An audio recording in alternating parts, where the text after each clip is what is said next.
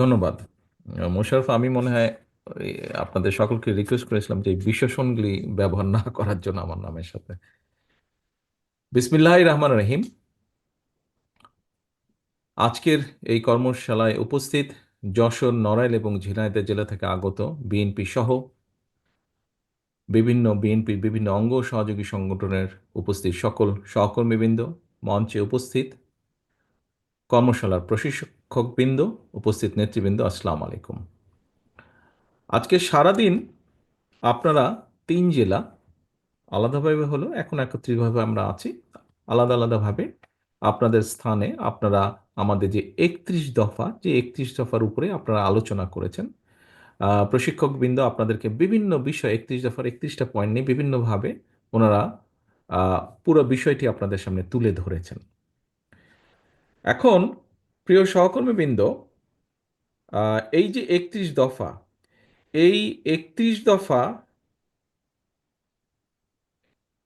আপনারা মানুষের কাছে নিয়ে যাবেন, কিন্তু মানুষের কাছে যে নিয়ে যাবেন বা আপনারা যে সারাদিন যে প্রশ্নগুলো করেছেন, কেন করেছেন, কেন নিয়ে যাবেন, আমি ঝিনাইদহ জেলার নুরুল ইসলাম আছেন, আহ্বায়ক সদর থানা কৃষক দল, ঝিনাইদহ জেলা, নিশ্চয়ই এখানে উপস্থিত আছেন।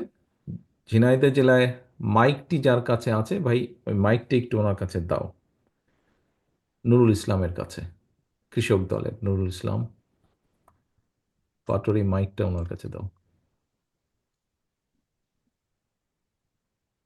ক্যামেরা যাই আছেন একটু ফোকাস আসসালামু যদি। আলাইকুম। ওয়ালাইকুম আসসালাম, জি ভালো আছেন? জি, আলহামদুলিল্লাহ। আপনি একটু আমাকে বলবেন, এই যে আপনারা সারাদিন এখানে সময় দিলেন, পরিশ্রম করলেন, এই যে বসে থেকে শুনলেন, এটাও তো পরিশ্রম একটা। অর্থ ব্যয় করে এখানে এসছেন, সকালবেলায় বাসে ট্রেনে যেভাবেই এসছেন, তো দরকার কি ছিল এটার? এই 31 দফার কি দরকার ছিল? আপনারা এক এক থেকে 2 মিনিটের মধ্যে একটু আমাকে বলেন তো, সবাই আমরা শুনি কি দরকার ছিল, আজকের এই কর্মশালা করার প্রয়োজন ছিল কি কোনো? স্যার, আগামী দিনে আমাদের রাষ্ট্রনায়ক আপনি।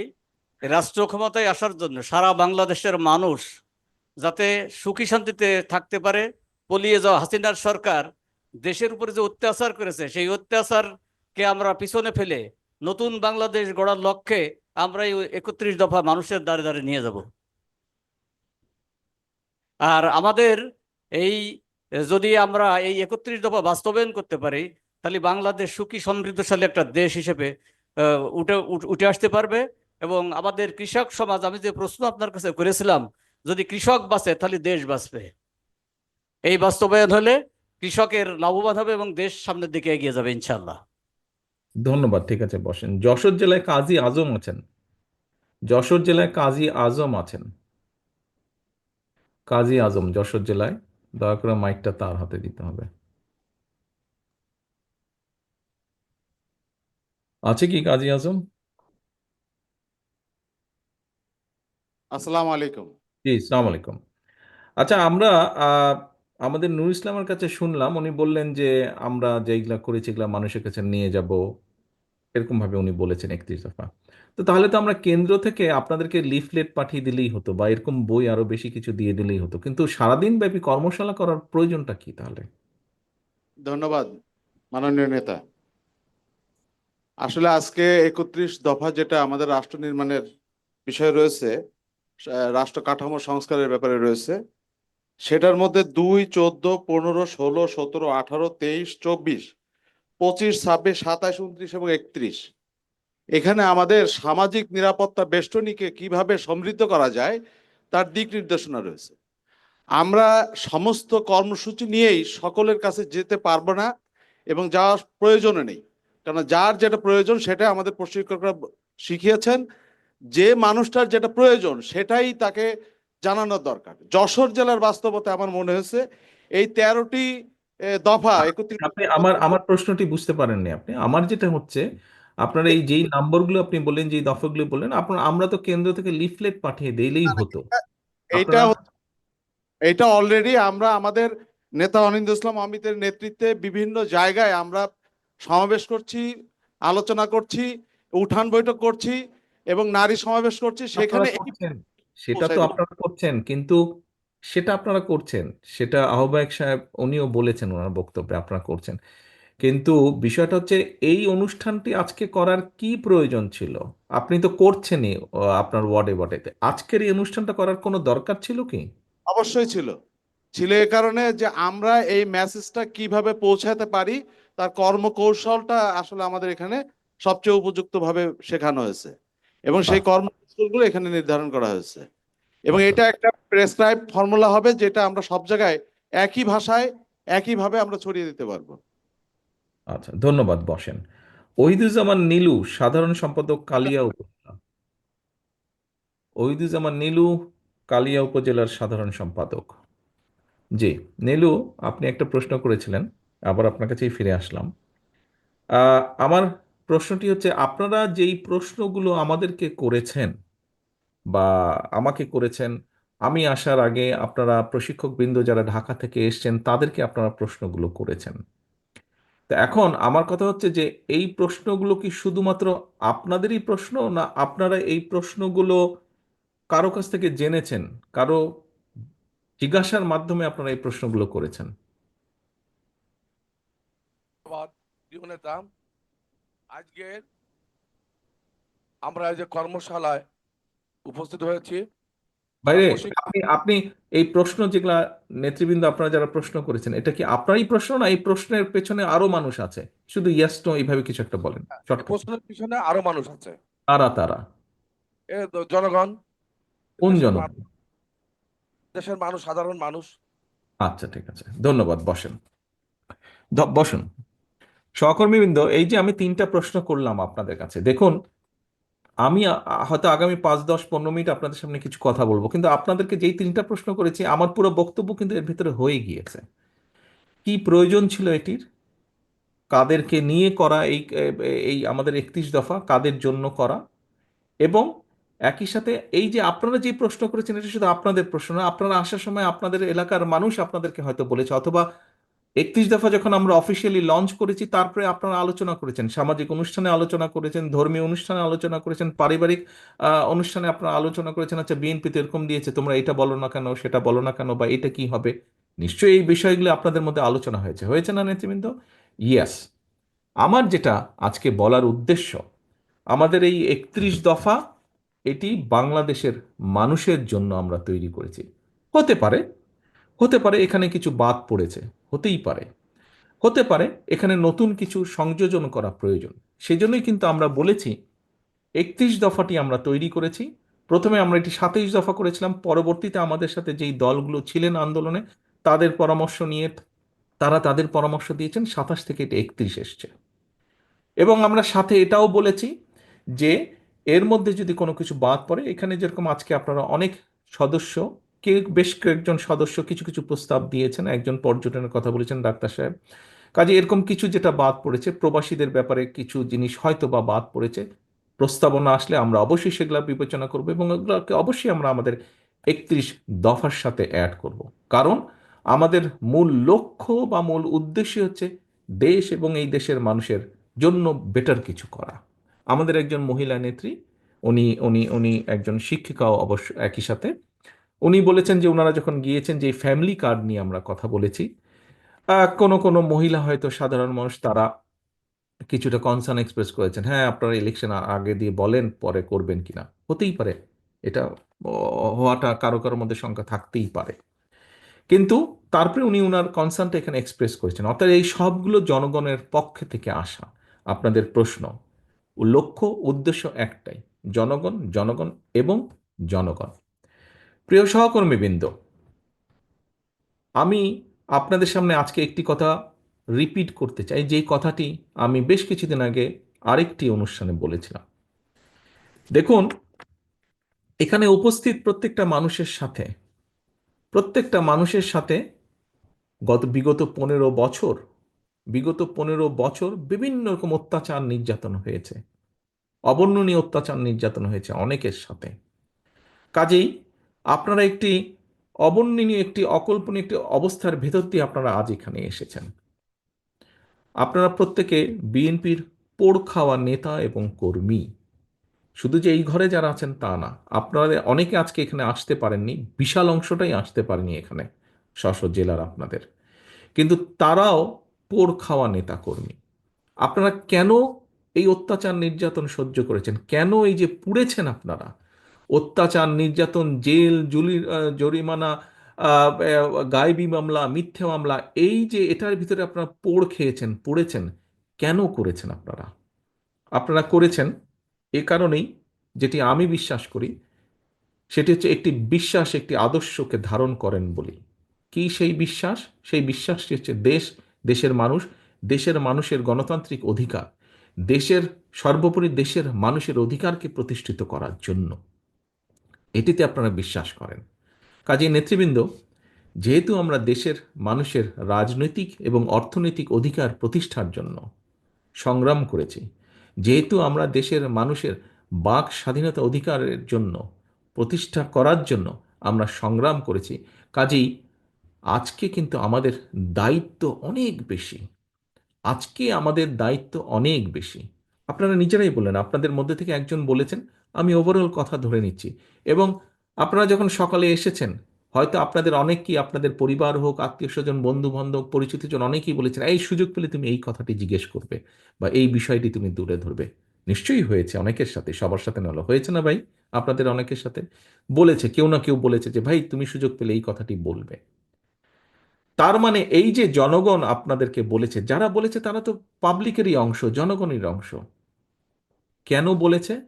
এ কারণেই বলেছে, জনগণ বিশ্বাস করে, জনগণের একটি বিশাল অংশ, বিপুল অংশ বিশ্বাস করে যে সামনের দিনে যদি ভালো কিছু হয়, ভালো কিছু পারে করা সম্ভব হয়, সেটি বিএনপির নেতৃত্বেই হবে, সেটি বিএনপির নেতৃত্বেই হবে। আমরা স্বাধীনতা সংগ্রামের কথাও যদি বিবেচনা করি, সেই সময়কার যদি দেখি, আমাদের নেতা শহীদ রাষ্ট্রপতি জিয়াউর রহমান স্বাধীনতা যুদ্ধের ডাক দিয়েছেন, কেউ অসত্যকে অস্বীকার করতে পারবেন না। এবং শুধু যুদ্ধের ডাক দিয়ে উনি বসে থাকেননি, বরং মুক্তিযোদ্ধাদেরকে সংগঠিত করেছেন, অস্ত্র হাতে যুদ্ধ করেছেন। পরবর্তীতে যখন দেশের মানুষ তাকে দায়িত্ব দিয়েছে দেশ গঠনের, কোদাল হাতে উনি শ্রমিকের পাশে, কৃষকের পাশে থেকে কাজ করেছেন, খাল খনন করেছেন, দেশের খাদ্য উৎপাদন বৃদ্ধি করেছেন। প্রিয় সহকর্মীবৃন্দ, অপরপক্ষে আমরা কি দেখেছি? আমরা দেখেছি কোনো কোনো রাজনৈতিক দলের কে আমরা দেখেছি, ৭১ সাল যদি আমরা বিবেচনা করি, আমরা দেখেছি তারা কিভাবে এদেশের মানুষকে যুদ্ধের মুখে ঠেলে দিয়ে, যুদ্ধকে সঠিকভাবে সংগঠিত না করে বর্ডার ক্রস করে অন্য জায়গায় চলে গিয়েছে। আবার কাউকে কাউকে আমরা দেখেছি সরাসরি এই দেশের মানুষের সবচাইতে বড় অর্জন, যতদিন পৃথিবী থাকবে, যতদিন বাংলাদেশ থাকবে, এই বাংলাদেশের সবচাইতে বড় অর্জন, বাংলাদেশের মানুষের সবচাইতে বড় অর্জন বাংলাদেশের স্বাধীনতা যুদ্ধ। আমরা কাউকে কাউকে দেখেছি সেই স্বাধীনতা যুদ্ধের বিরোধিতা করতে। প্রিয় সহকর্মীবৃন্দ, আমরা হাদিসে দেখেছি দেশ প্রেম ঈমানের অঙ্গ, সেটি দেশের মাটিকে রক্ষা করা, দেশের মানুষের অধিকারকে রক্ষা করা, দেশের মানুষের অধিকারকে প্রতিষ্ঠিত করা, সব কিছুই এই ঈমানের মধ্যে পড়ে, দেশ প্রেমের ভিতরে পড়ে। আমরা দেখেছি বিএনপির ক্ষেত্রে, আমরা দেখেছি বিএনপির প্রতিষ্ঠাতা শহীদ রাষ্ট্রপতি জিয়াউর রহমান যুদ্ধ করেছেন, পরবর্তীতে যখন উনি দেশের মানুষের দ্বারা উনি দায়িত্ব পেয়েছেন, দেশের মানুষের মাধ্যমে দায়িত্ব পেয়েছেন, তখন আমরা দেখেছি যে মানুষকে সংগঠিত করে কিভাবে দেশ গঠনে উনি ভূমিকা রেখেছেন। পরবর্তীতে আমরা দেখেছি দেশে যখন আবার স্বৈরাচার কাঁধে চেপে বসেছে, দেশের মানুষকে নিয়ে দেশনেত্রী খালেদা জিয়া কিভাবে উনি রাজপথে থেকে সংগ্রাম করেছেন, এবং দেশের মানুষ তার প্রতিদান দিয়েছে। ১৯৯১ সালে দেশের মানুষ ভোটের মাধ্যমে বিএনপিকে দায়িত্ব দিয়েছে দেশ পরিচালনার জন্য। কাজে আমরা যদি দেখি, প্রিয় সহকর্মীবৃন্দ, প্রতিটা মুহূর্তে, দেশের সংকটকালীন মুহূর্তে বিএনপি এসে দাঁড়িয়েছে। দেশের মানুষ বিএনপির উপরে আস্থা রেখেছে। দেশের মানুষ চেয়েছে যে ঠিক আছে, যেহেতু বিএনপির উপরে আস্থা রাখা যায়, বিএনপিকে আমরা দায়িত্ব দিই। যখনই একটি নিরপেক্ষ নির্বাচন হয়েছে, কম বেশি প্রায় সকল নিরপেক্ষ নির্বাচনে, যা দেশে এবং বিদেশে স্বীকৃতি লাভ করেছে একটি নিরপেক্ষ নির্বাচন হিসেবে। সেই নির্বাচনের মাধ্যমে প্রতিবার বিএনপি দেশ পরিচালনার সুযোগ পেয়েছে। দেশের মানুষ বিএনপিকে সেই সুযোগ দিয়েছে। প্রিয় সহকর্মীবৃন্দ, আগামীতে সামনে আমরা প্রত্যাশা করি, দেশের মানুষ প্রত্যাশা করে, মানুষের গণতান্ত্রিক অধিকার প্রতিষ্ঠার জন্য সবচেয়ে প্রথম যে পদক্ষেপ সেটি হচ্ছে একটি নির্বাচন, এবং একটি নির্বাচন অনুষ্ঠিত হবে, এবং সেই নির্বাচনের মাধ্যমে দেশের মানুষ সিদ্ধান্ত নেবে যে পরবর্তীতে কারা, কাদেরকে তারা, দেশের মানুষ দেশ পরিচালনার দায়িত্ব দিবে। আমরা বিভিন্ন আলোচনায় দেখি, বিভিন্ন জ্ঞানী গুণী ব্যক্তির, বিভিন্ন বিশিষ্টজনের আলোচনায় আমরা দেখি, কম বেশি প্রত্যেক মানুষ তাদের বক্তব্যে তুলে ধরেন যে আগামী দিনে বাংলাদেশ জাতীয়তাবাদী দল বিএনপির সবচাইতে বেশি সম্ভাবনা দেশ পরিচালনা করার, সবচাইতে বেশি সম্ভাবনা সরকার গঠন করার, ভোটের মাধ্যমে জয়ী হয়ে। এখন প্রিয় সহকর্মীবৃন্দ, আজকে আপনারা আজকে আপনারা ৩১ দফা নিয়ে সারাদিন আলোচনা করেছেন।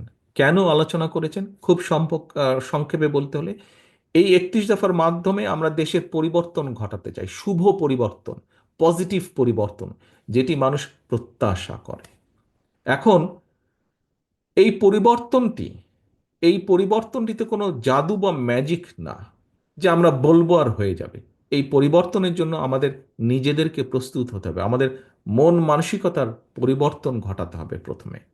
যদি মন মানসিকতার পরিবর্তন ঘটাতে হয়, তাহলে সেভাবে আমাদের নিজেদেরকে প্রস্তুত করতে হবে।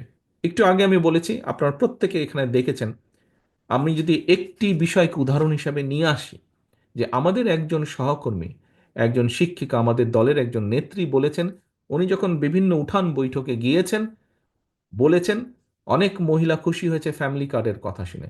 আবার কেউ কেউ প্রশ্ন করেছে, সত্যি আপনারা করবেন তো? প্রিয় সহকর্মীবৃন্দ, আজকে আপনারা যারা এখানে আমার সামনে বসে আছেন, আপনারা সহ আরও যারা আমাদের লক্ষ লক্ষ নেতাকর্মী আছে, বিএনপির নেতাকর্মী আছে, এই সকল মানুষকে আজকে এই দায়িত্বটি নিতে হবে। আমাদের বিরুদ্ধে বিভ্রান্তি ছড়ানোর জন্য বহু মহল কিন্তু তৈরি হচ্ছে। আপনারা পোড় খাওয়া রাজনীতিবিদ, আপনাদের বুঝতে বিন্দুমাত্র অসুবিধা হওয়ার কোনো কারণ নেই। বিএনপির বিরুদ্ধে বিভিন্ন মহল বিভিন্নভাবে কিন্তু তৈরি হচ্ছে, প্রোপাগান্ডা ছড়াচ্ছে, এরই মধ্যে আমরা সেগুলো দেখতে পাচ্ছি। প্রোপাগান্ডা ছড়াচ্ছে, শত্রুপক্ষ বলেন বা প্রতিপক্ষ বলেন, সেগুলো তারা করবেই, দেশের ভিতরে বাইরে সেটি তারা করবে, আমরা সেটিকে ফেস করব। কিন্তু সবচেয়ে ইম্পর্টেন্ট বিষয় হচ্ছে, ওই যেই মানুষগুলো, কিছু কিছু মানুষ জিজ্ঞেস করছেন যে সত্যিই তোমরা করবা তো? এটি একটি আস্থার বিষয়। এখানে একজন প্রশ্নকর্তা ব্যাংকিং বিষয় নিয়ে বলেছেন, আমি তখন বলেছি যে ব্যাংক এমন একটা বিষয়, আস্থাটা ধীরে ধীরে গড়ে তুলতে হয়, অর্থনৈতিক বিষয়। ঠিক ভোটের বিষয়টা এরকম, আস্থাটা ধীরে ধীরে গড়ে তুলতে হয়। সহকর্মীবৃন্দ, এই আস্থা ধরে রাখার দায়িত্ব কিন্তু জনগণের না। এই আস্থা, আমাদের প্রতি জনগণের আস্থা ধরে রাখার দায়িত্ব কিন্তু আমার, আপনার, আমাদের উপস্থিত সকলের, যারা উপস্থিত নেই, যার গায়ে একবার সিল লেগেছে বিএনপি, সেরকম প্রতিটি নেতাকর্মীর দায়িত্ব হচ্ছে এই আস্থাকে ধরে রাখা, এই আস্থাকে ধরে রাখা। আমি আপনাদের, আমি জানি আমি যে প্রশ্নটি এখন করব, তার প্রত্যুত্তরে আপনারা সবাই হাত তুলবেন। কিন্তু আপনাদের প্রত্যেককে আমি বলবো, হাতটা তোলার আগে 2 সেকেন্ডের জন্য চিন্তা করে নেবেন যে প্রকৃতভাবে আপনি বিশ্বাস করেন কিনা। যদি আপনি বিন্দুমাত্র বিশ্বাসের চিড় থাকে, দয়া করে হাত তুলবেন না। আর যদি 100% বিশ্বাস করেন, অনলি দেন আপনি হাতটা তুলবেন। আমার প্রশ্নটি হচ্ছে, আপনারা কি সত্যিকারভাবে দৃঢ়ভাবে বিশ্বাস করেন এই 31 দফা বাস্তবায়নের মাধ্যমে আমরা কিছু হলেও দেশের মানুষের ভাগ্যের পরিবর্তন করতে সক্ষম হব? আপনারা কি দৃঢ়ভাবে এটি বিশ্বাস করেন? যদি যারা যারা বিশ্বাস করেন হাত তুলেন। ধন্যবাদ। আমি দেখতে পাচ্ছি প্রায় প্রত্যেকে হাত তুলেছেন। প্রিয় সহকর্মীবৃন্দ, দেখুন, আমি একটু আগে একটি কথা বলেছি যে মানসিক অবস্থার পরিবর্তন করতে হবে, আমাদেরকে দৃঢ়ভাবে বিশ্বাস করতে হবে যে আমরা পারব, আমরা করব। যদি আমরা পারি, যদি আমরা করতেই চাই, আসুন নিজেদেরকে আমরা সেভাবে প্রস্তুত করি। আমরা যদি এইরকম 100টা কর্মশালাও করি প্রতিদিন, তাহলেও কিছু হবে না। তখনই হবে যখন আমরা নিজেদেরকে একটু হলেও পরিবর্তন করতে পারবো। ওই যে জনগণের আস্থা ধরে রাখার জন্য আপনাদেরকে আমি বলছি, সেই আস্থা ধরে রাখার জন্য যদি আমরা উদ্যোগও নেই এবং জনগণ যদি এটা দেখতে পায় যে হ্যাঁ, বিএনপি অন্তত উদ্যোগ নিয়েছে, বিএনপি যা বলছে, পারবে কি পারবে না সেটা হচ্ছে পরের ব্যাপার, কিন্তু অন্তত বিএনপি উদ্যোগ নিয়েছে, বিএনপি নিজেকে সেভাবে তৈরি করছে, বিএনপি নেতাকর্মীরা নিজেদেরকে তৈরি করছে সেভাবে, তাহলেও আমি বিশ্বাস করি ব্যক্তিগতভাবে জনগণ আমাদের উপরে বিশ্বাস করবে, আস্থা রাখবে। কিন্তু সেজন্য আমাদের নিজেদেরকে তৈরি হতে হবে, আমাদেরকে সেভাবে নিজেদেরকে প্রস্তুত করতে হবে। প্রিয় সহকর্মীবৃন্দ, সামনের পথ, প্রতিবার আমি প্রতিদিন একই কথা বলছি, সামনের পথ কিন্তু মোটেও মসৃণ না, সামনের পথ মোটেও মসৃণ না। একটু আগেই আমি বলেছি, বিভিন্ন মহল ষড়যন্ত্র তো করছেই। আপনারা দেখেছেন অন্তর্বর্তীকালীন সরকারের যারা বিশেষ করে সরকার প্রধান আছে ডক্টর ইউনূস, উনিও কিন্তু বলেছেন যে অর্থনৈতিক অবস্থা কি অবস্থায় রেখে গিয়েছে পলাতক স্বৈরাচার, চুরি দুর্নীতি লুটপাট করে সব সাফা করে দিয়ে গিয়েছে। আপনারা প্রত্যেকেই জানেন, আপনারা প্রত্যেকেই ভুক্তভোগী। কি বিষয় সেটি? বিচার ব্যবস্থা বলেন, প্রশাসন বলেন, পুলিশের প্রশাসন ব্যবস্থা বলেন, সবকিছু ভেঙে চুরে রাষ্ট্রের প্রত্যেকটি প্রতিষ্ঠানকে ভেঙে চুরে ধ্বংস করে দিয়েছে। কাজেই যারাই দায়িত্ব পাক আগামী দিনে, সেই দলটির বা যারা দায়িত্ব পাবে তাদের অত্যন্ত কষ্ট হবে। কিন্তু এই কষ্ট আমরা তখনই, হাসি মুখে এই কষ্টকে আমরা সহজ করে নিতে পারবো আমরা যদি সকলে ঐক্যবদ্ধ থাকি। এবং আমরা বলতে আমি শুধু আজকে এখানে বিএনপির কথাই বলিনি, বিএনপির নেতাকর্মীদের কথা বলিনি। প্রথমত নিজের ঘরকে ঐক্যবদ্ধ রাখতে হবে, বিএনপির নেতাকর্মীদেরকে ঐক্যবদ্ধ থাকতে হবে, এবং জনগণের আস্থা নষ্ট হয় এরকম কোনো ব্যবস্থা যেমন এরকম কোনো কাজ যেমন করা যাবে না। একই সাথে আমাদেরকে ঐক্যবদ্ধ থাকতে হবে, যেই দলগুলো, রাজনৈতিক দলগুলো গণতান্ত্রিক আন্দোলনে আমরা একসাথে সংগ্রাম করেছি, অত্যাচার নির্যাতন সহ্য করেছি, জেল জরিমানা সহ্য করেছি, সেই সকল রাজনৈতিক দলকে আমাদেরকে ঐক্যবদ্ধ থাকতে হবে। কারণ আমাদের এই 31 দফা শুধু বিএনপির 31 দফা না, আমাদের এই 31 দফা সকল রাজনৈতিক গণতান্ত্রিক রাজনৈতিক দলের 31 দফা। কাজেই আমাদের সকলকে ঐক্যবদ্ধ থাকতে হবে। এইখানে সত্য বাস্তবতা, কেউ এটি অস্বীকার করছেন না। কি সেটি? এই যে সকল দলগুলো, তার মধ্যে বিএনপি সবচেয়ে বড় দল। অন্য দলগুলো মোটেও সেটা অস্বীকার করছেন না, ওনারাও বলছেন বিএনপি বড় দল। এবং বড় দল হিসাবে সবচেয়ে বড় দায়িত্ব বিএনপির, জনগণের এই আস্থা ধরে রাখা, এই 31 দফা বাস্তবায়ন করা। প্রিয় সহকর্মীবৃন্দ, আমি ব্যক্তিগতভাবে একটি একটি একটি একটি প্রতিজ্ঞা বা নীতিতে বিশ্বাস করি। আপনারা যেরকম অত্যাচারিত নির্যাতিত হয়েছেন, আমি ব্যক্তিগতভাবে আমার পরিবারও অত্যাচারিত নির্যাতিত হয়েছে সেই পলাতক স্বৈরাচার দ্বারা। যে কোনো নির্যাতিত মানুষ তার নির্যাতনকারীর বিরুদ্ধে প্রতিশোধ নিতে চায়। প্রিয় সহকর্মীবৃন্দ, আপনি চান, আমি চাই, আমরা সবাই চাই যারা আমরা অত্যাচারিত নির্যাতিত। তবে আমি ব্যক্তিগতভাবে, এবং আমি মনে করি আজকে এখানে উপস্থিত আমার প্রতিটি নেতাকর্মী, এই দলের প্রতিটি নেতাকর্মী আমার সাথে একমত হবেন, কেউ দ্বিমত হবেন না। কি সেটি? আমরা প্রতিশোধ নিতে চাই, আমি প্রতিশোধ নিতে চাই এই 31 দফাকে বাস্তবায়ন করার মাধ্যমে। কারণ শহীদ রাষ্ট্রপতি জিয়াউর রহমান, দেশনেত্রী বেগম খালেদা জিয়া, তারা এই দেশের মানুষের রাজনৈতিক অধিকার প্রতিষ্ঠিত করতে চেয়েছিলেন, গণতান্ত্রিক অধিকার প্রতিষ্ঠিত করতে চেয়েছিলেন, এই দেশের শিশুদেরকে শিক্ষিত করতে চেয়েছিলেন, বেকারদের কর্মসংস্থান করতে চেয়েছিলেন, খাদ্য উৎপাদন দ্বিগুণ করতে চেয়েছিলেন, দেশে শিল্পায়ন করতে চেয়েছিলেন, মানুষের অর্থনৈতিক স্বাধীনতা প্রতিষ্ঠিত করতে চেয়েছিলেন। সেই কাজগুলোতে বাধা দেওয়া হয়েছে। প্রিয় সহকর্মীবৃন্দ, আমি মনে করি বাংলাদেশ জাতীয়তাবাদী দলের প্রত্যেকটি নেতাকর্মীর প্রতিশোধ সেদিনই সফল হবে যেদিন বাংলাদেশের মাটিতে আমরা বাংলাদেশের মানুষের জন্য এই 31 দফাকে বাস্তবায়ন করতে সক্ষম হব। একমাত্র সেদিনই আমরা অগণতান্ত্রিক যে অশুভ শক্তি যারা বাংলাদেশকে দাবিয়ে রাখতে চায়, তাদের বিরুদ্ধে আমাদের প্রতিশোধ সফল হবে। যেদিন আমরা 31 দফার বাস্তবায়ন কার্যক্রম শুরু করব এবং এটি একটি চলমান প্রক্রিয়া থাকবে, আমরা ভালো থেকে ভালো করতে সক্ষম হব, সেদিনই আমরা প্রতিশোধ গ্রহণে সক্ষম হব। আমি প্রতিশোধ বলতে তাই বুঝি। বাস্তবায়ন অফ 31 দফা। প্রিয় সহকর্মীবৃন্দ, আসুন আজকের এই কর্মশালায় আমরা প্রত্যেকটি মানুষ প্রতিজ্ঞা করি, শপথ করি, যে কোনো মূল্যে বাংলাদেশের মানুষের আস্থা আমাদেরকে ধরে রাখতে হবে। আস্থা ধরে রাখার দায়িত্ব আমাদের। বিএনপি সবচাইতে বড় রাজনৈতিক দল, তার যে যুগপৎ আন্দোলনের যেই দলগুলো, তার মধ্যে সবচেয়ে বড় রাজনৈতিক দল। অন্যরা আমাদেরকে সহযোগিতা করবেন, কিন্তু দায়িত্ব সবচেয়ে বেশি আমাদের। দায়িত্ব আপনার, দায়িত্ব আপনাদের সকলের। এই দেশকে রক্ষা করা, দেশের সার্বভৌমত্ব রক্ষা করা, দেশের মানুষের রাজনৈতিক এবং অর্থনৈতিককে প্রতিষ্ঠিত করা, রক্ষা করার দায়িত্ব। আসুন সেটিই হোক আজকের আমাদের কর্মশালার শপথ, সেটিই হোক আমাদের আজকের এই কর্মশালার প্রতিজ্ঞা। সেই প্রতিজ্ঞা যাতে আমরা পূরণ করতে পারি দেশের প্রতি, দেশের মানুষের প্রতি, সেই প্রত্যাশা রেখে আমি আমার বক্তব্য শেষ করছি। আল্লাহ হাফেজ। বাংলাদেশ জিন্দাবাদ। বাংলাদেশ জাতীয়তাবাদী দল জিন্দাবাদ। আসসালামু আলাইকুম।